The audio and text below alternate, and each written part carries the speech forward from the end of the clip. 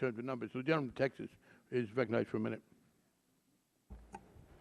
Thank you, Mr. Chairman. TARP for Main Street is an ironic title for this hearing. 95% of Main Street either rents their homes, own them outright, or are current on their mortgages, which means that 95% of Main Street taxpayers are being forced to bail out the other 5%, many of whom acted irresponsibly.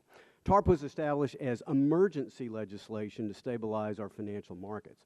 Regardless of what good may have been achieved last October, the program has since morphed into a $700 billion revolving bailout slush fund.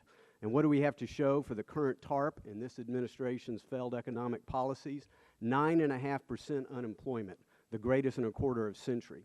2.6 million jobs lost since February alone, and trillions of debt for our children to repay, debt the likes of which we haven't seen since World War II.